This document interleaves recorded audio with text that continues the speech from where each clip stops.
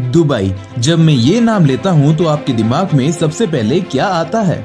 I am pretty sure आपके दिमाग में सबसे पहले बड़ी बड़ी buildings, luxury cars, world class roads, सबसे बड़े मॉल, सबसे बड़ी होटल्स, रिचनेस मतलब लग्जरी ही फीलिंग आती है। लेकिन ऐसा शुरू से ही नहीं था। ये जगह एक टाइम में एकदम बंजर थी, हर तरफ रेत ही रेत, यहाँ तक कि पानी भी नहीं था। तो भला ऐसी जगह ने इतने कम समय में इतनी ग्रोथ कैसे कर ली?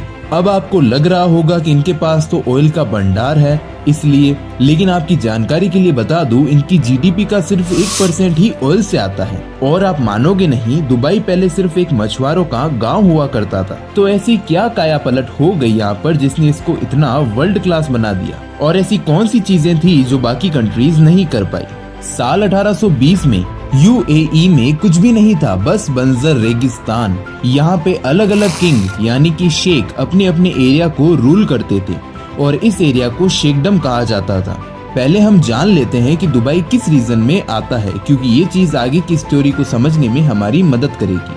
UAE, United Arab Emirates, actually 7 अलग अलग रीजन के राजा ने मिलकर ये फैसला किया कि ये लोग मिलकर एक कंट्री बनाएंगे जिसका नाम पड़ा यूएई। और ये 7 एमिरेट्स थे Abu Dhabi, Dubai, Sharjah, Ajman, Umm al Quwain, Fujairah और रुजल कैमा। और इनमें से दुबई और अबू धाबी ज्यादा पावर में थे।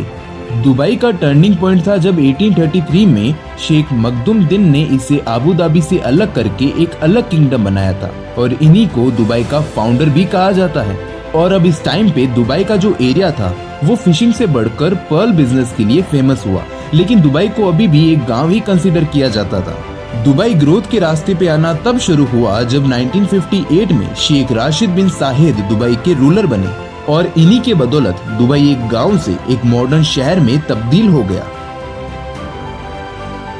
1959 में ये यूरोप गए और वहाँ के इंफ्रास्ट्रक्चर से बहुत ही ज्यादा इम्प्रेस हुए और उन्होंने वहाँ से आते ही ये डिसाइड किया कि वो दुबई को एक ट्रांसपोर्ट एंड ट्रेडिंग हब बनाएंगे जो कि वर्ल्ड वाइड फेमस होगा। 1953 में ब्रिटिशर्स, जो कि इस टाइम पे पूरे वर्ल्ड में राज कर रहे थे, वो लंदन से बॉम्बे जाने के लिए ये एरिया यूज करते थे और इस एरिया से निकलते वक्त उन पर लूट होती थी।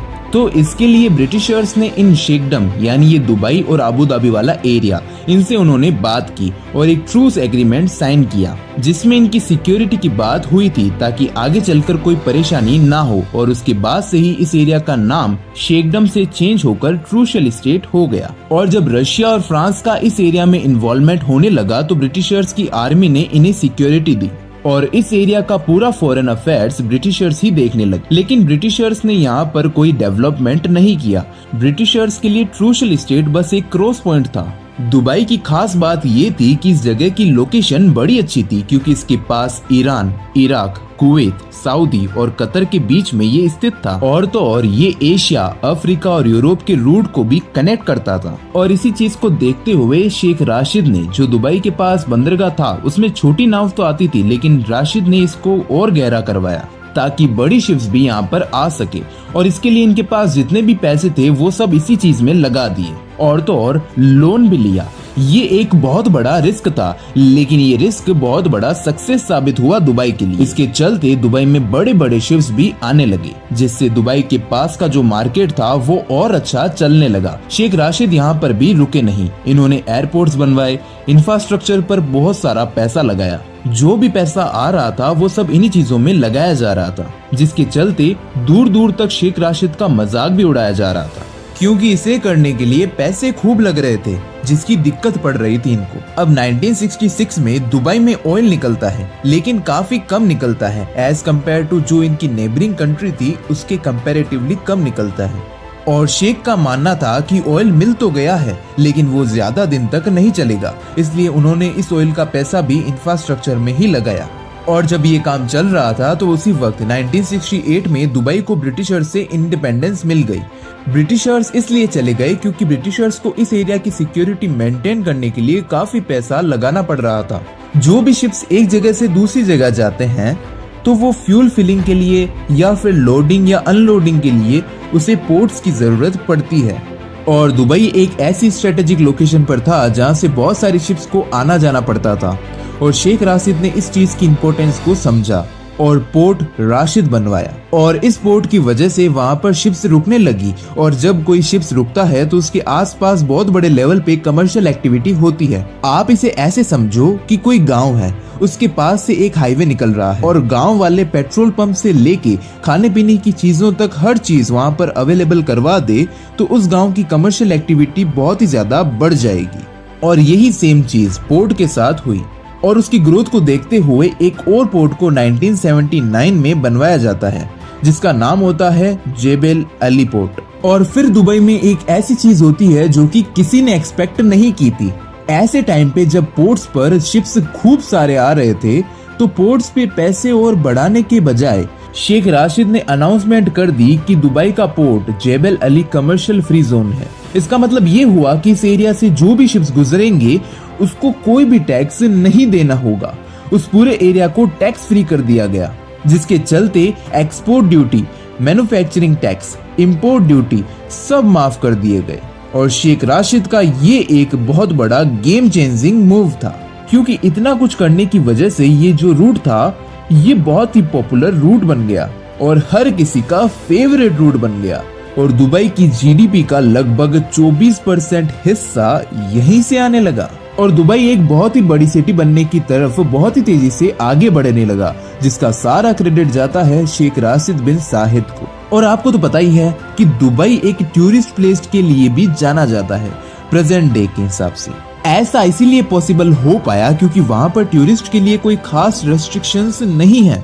दुबई को ऐसा बनाया गया है कि हर कंट्री के लोग वहाँ पर बिना किसी झिझक के आ सके, और एक बार आए तो बार बार आने का मन करे, और दुबई ज्यादा से ज्यादा पैसे बना सके। ऐसा शेख राशिद के दिमाग में तभी आ गया था जब दुनिया भर से शिप्स पोर्ट्स पे आ रहे थे, तो उनको पता था कि बाहर से लोग भी आएंगे और बाहर के लोगों का दुबई में कंफर्टेबल होना बहुत ही ज्यादा जरूरी था। और इसी वजह से दुबई में बाकी कंट्रीज की कंपैरिजन में बहुत ही ओपन रूल्स एंड रेगुलेशंस हैं। और देखते ही देखते बहुत सारे लोग पोर्ट्स और ट्रेड के कारण यहाँ पर आने लगे, और फिर उन्होंने सोचा कि टूरिस्ट को और फैसिलिटीज दे दी जानी चाहिए ताकि और टूरिस्ट यहाँ पर आ जाए। फिर एंट्री हुई एमिरेट्स एयरलाइंस की। पहली बात तो ये कि दुबई की लोकेशन काफी बढ़िया थी, क्योंकि ये मल्टीपल कंट्रीज को कनेक्ट करने वाला रूट था, जिसके चलते ये एक रिफ्यूलिंग जगह बन गई बाकी प्लेन्स के लिए। और 1985 में शेख राशिद ने एक एयरलाइन शुरू की जिसका नाम रखा गया एयर एमिरेट्स। इसके लिए उन्होंने ज्यादा पैसे देकर पाकिस्तान से एयरप्लेन्स को खरीदना शुरू किया, क्योंकि पाकिस्तान में कराची एयरपोर्ट उस टाइम बहुत ही ज्यादा चलता था,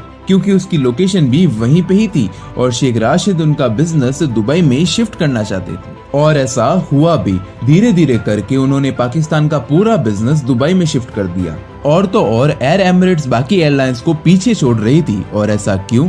वो इसलिए दुबई की गवर्नमेंट एयर एमिरेट्स को अलग से ग्रो करने के लिए उन्हें पैसे देती थी, और जो टैक्स था वो एक भी रुपया नहीं लिया जाता था। वहीं अगर बाकी एयरलाइंस की बात करें तो उनकी जो कंट्री की गवर्नमेंट थी वो उनसे टैक्स भी लेती थी, और जो भी खर्चा होता था उनको अपनी जेब से देना होता था।